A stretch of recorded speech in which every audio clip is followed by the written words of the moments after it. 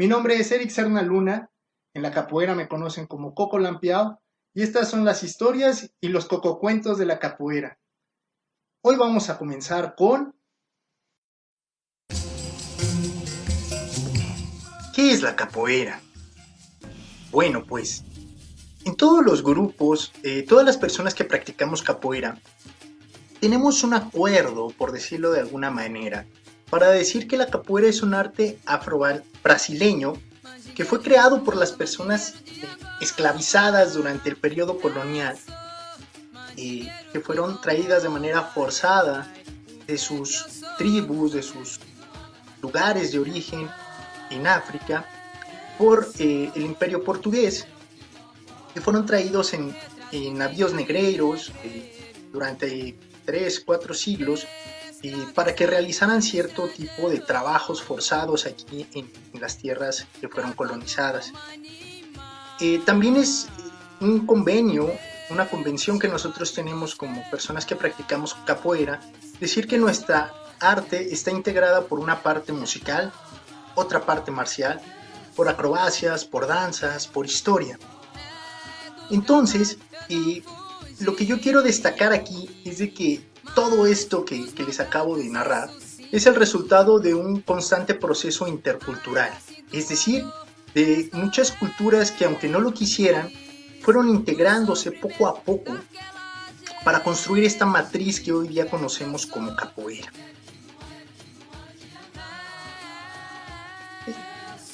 Esto es una roda contemporánea, muy tradicional, por decirlo de alguna manera, de lo que nosotros podemos encontrar de capoeira en las calles, en las academias, en muchos países del mundo, prácticamente en todo el mundo. Sin embargo, para llegar a este punto de expresión de la capoeira, nos tenemos que remontar, hacer un viaje en el tiempo, vamos a llevar nuestra imaginación hacia atrás, para conocer un poco de las tribus que existían en África durante el siglo XV, mediados del siglo XV, que es cuando comienza a realizarse todo este proceso de esclavitud y de traslado de las personas africanas hacia los países o las colonias americanas. En este caso específico, en el curso que tiene el comercio esclavista de África hacia Brasil. Entonces, en el mapa podemos ver que existen 56 tribus, en realidad, o culturas, pequeñas culturas que existían en África en aquel momento. Entonces, algunas de las más relevantes pueden ser los Mandingas, los Zulús, las personas Yorubas, Somalíes, Igbo, Bembeleque, pero en realidad es importante destacar que cuando nosotros hablamos de África no estamos hablando de un país, sino estamos hablando de un gran conjunto de culturas y de tradiciones que existían en aquel momento. Muy similar a lo que sucedía con las culturas prehispánicas. En realidad no solo estaban los aztecas, estaban, bueno, los olmecas, los mayas, había diferentes cosmovisiones que convivían, no necesariamente de una manera armónica, en nuestras tierras prehispánicas. Ahora bien, del mismo modo como sucedía en las regiones prehispánicas o en Mesoamérica, lo que se conocía como Mesoamérica, pues existían diferentes reinos en África que eran un conjunto de culturas más fuertes y que de alguna u otra manera congregaban a las diferentes tribus, a las pequeñas tribus que les mostré en la lámina anterior. Entonces tenemos uno de los principales reinos, fue por ejemplo el reino del Congo, el de Etiopía en la parte noreste de África, el Mali, por ejemplo, y es algo importante decir que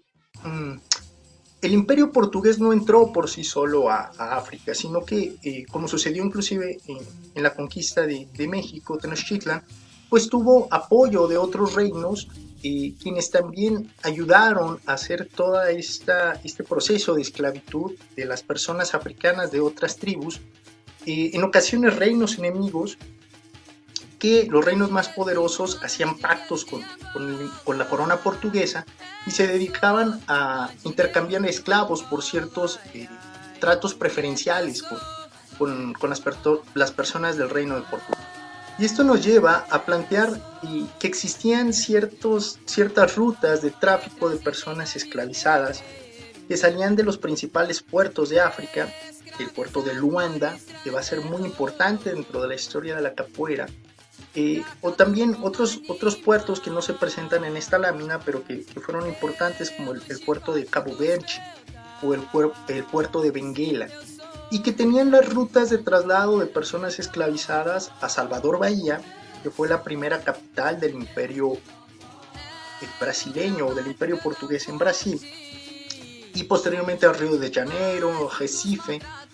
y esas fueron rutas que fueron trasladando a las personas esclavizadas de África hacia Brasil.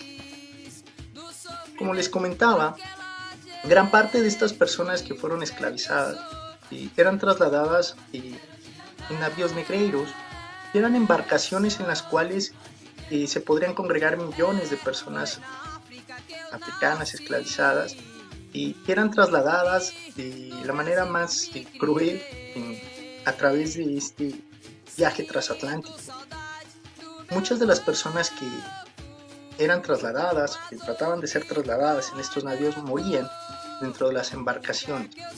y las que lograban sobrevivir llegaban a las colonias que Portugal había establecido en Brasil y eran vendidos como fuerza de trabajo esclavo.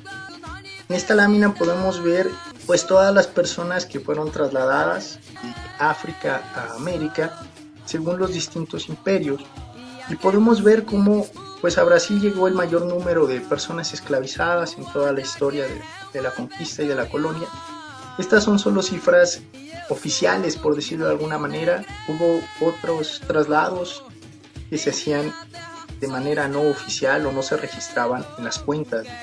de los imperios, y esto nos habla de que a lo mejor pudieron haber sido muchísimo más personas, más de las 10.702.656 personas esclavizadas que fueron trasladadas a África, a América. Esto es un ejemplo de lo que les comentaba, de cómo las personas esclavizadas eran vendidas en los diferentes mercados que había en Brasil. Este es de Río de Janeiro, pero hay otro mercado muy importante que es el mercado modelo en Salvador Bahía, y allí las personas se vendían según sus capacidades físicas o la fuerza de trabajo que podrían ofrecer para las haciendas de los portugueses o que las personas portuguesas habían establecido. Una vez que las personas eran compradas en estos mercados, pues se trasladaban igual de manera bastante inhumana hacia las plantaciones de caña, de azúcar, de café, de algodón, para realizar diferentes tipos de trabajos. Los indígenas de Brasil, las personas tupí guaraníes, no podían realizar por sus condiciones físicas. Esto es un ejemplo de algunos de los trabajos que hacían las personas esclavizadas, cortando caña, trasladando las cosechas hacia las haciendas, siendo vigilados por capataces o feitores, como se les dice en portugués, se les conoce en la capoeira. Y esto es importante porque la capoeira va a tener una estrecha relación con el mundo del trabajo que realizaban las personas africanas en tiempos de la colonia.